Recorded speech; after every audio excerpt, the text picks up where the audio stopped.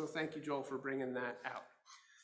I'm going to change gears a little bit and actually talk about the whole other part of the Parsha, which is the part of the tithes. Just give me one sec here. Okay. So there's a New Yorker cartoon that has become a running joke in our house. And I thought about printing copies for everyone, but I didn't want to use all the paper just for that one quick payoff. So I'll describe it, and you'll all have to bear with me. And I have one copy up here, which you can look at the end, and I'll put a link online as well. But you can check it out at the end of services.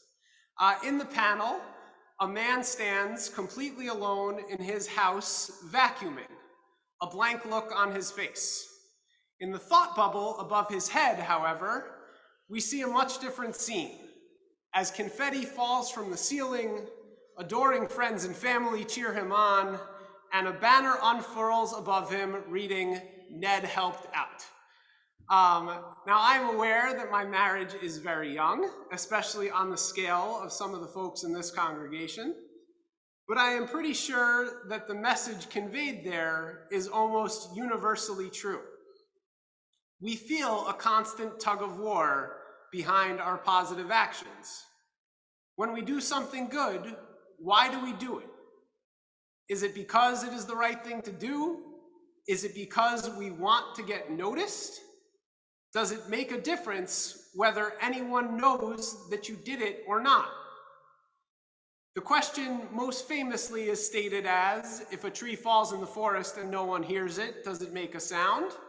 In the case of this New Yorker cartoon, it's, if Ned vacuums and no one notices, is the floor really clean? And it's not only housework where we see these tensions play out. Evidently, this was real for the ancient Israelite farmers as well. Chapter 26, the parts of which we read this morning, describe different tithes that needed to be taken out of the agricultural yields in the land of Israel. It's not enough, however, just to do the thing. There is a formulaic declaration that needed to be made as well. And the first verses we read this morning set out that formula. And this is chapter 26, verses 12 through 15. When you have set aside in full the 10th part of your yield in the third year, the year of the tithe, and have given it to the Levite, the stranger, the fatherless, and the widow, that they may eat their fill in your settlements, you shall declare before the Lord your God, I have cleared out the consecrated portion from the house, and I have given it to the Levite, the stranger, the fatherless, and the widow, just as you commanded me. I have neither transgressed nor neglected any of your commandments. I have not eaten of it while in mourning. I have not cleared out any of it while I was impure, and I have not deposited any of it with the dead. And this last verse right here, this last phrase right here, I think is really the kicker. I have obeyed the Lord my God. I have done just as you commanded me. So those last words, I have obeyed the Lord my God. I have done just as you commanded me. It's pretty stark and unusual language for the Torah. The speaker is talking to and about the omnipotent and omnipresent God of the Torah. God presumably knows whether we tithed or not, and whether we did it correctly.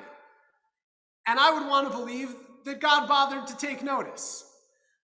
Isaac Abarvanel, a 15th century Portuguese commentator, asked the question in a way so direct and succinct, I feel the need to quote the translation of his words. What need is there for the person to boast orally about what he has done?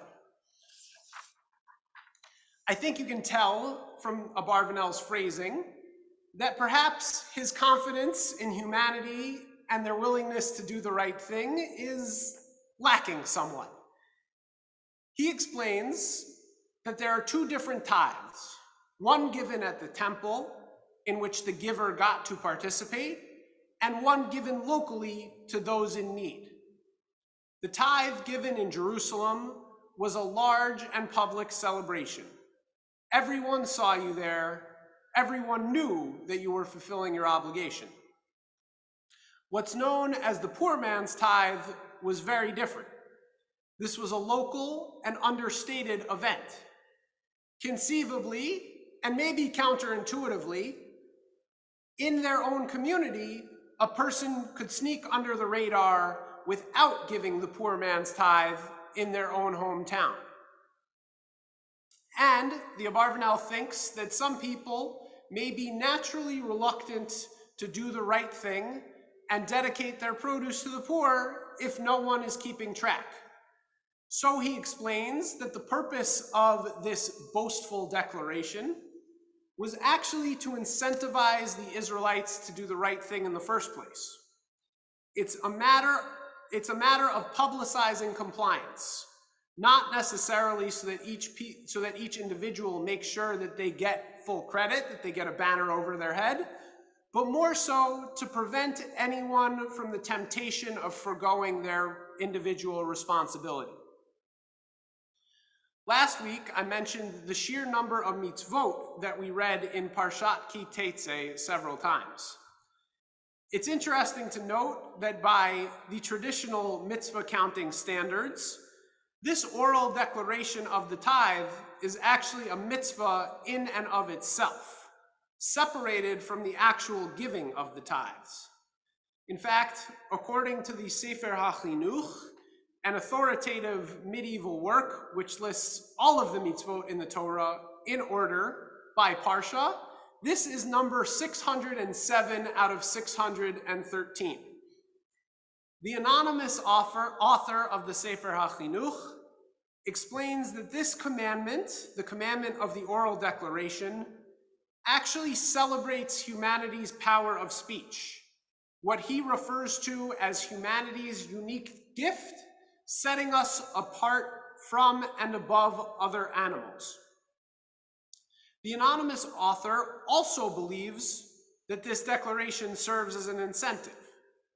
The tithes, as I mentioned earlier, were so important to Israelite society, helping the poor survive, feeding the Levites. Maintaining a functioning society depended on people properly fulfilling these obligations. And because the power of speech is such an elevated human ability, the obligation to say out loud that we have properly offered the tithes, that we have not cheated on them or withheld them, will lead us to make sure we are able to keep our word by properly fulfilling the tithes in the first place. The argument he's essentially making is that if you had to submit your taxes while telling an IRS agent to their face that you properly submitted and paid your taxes, it would eliminate tax fraud. Both of these explanations create an interesting counterpoint to the way that at least I generally think about speech in the Torah. Speech, as we discussed briefly last week, is more often cited as a force of destruction in Jewish thought and practice. Careless words can cause untold amounts of pain. What we see in this morning's Parsha is the potential of speech as a motivator of good, and a reminder that perhaps we really are only as good as our word. If that holds true, we need to value and protect who we are and what we stand for through the language and words that we use.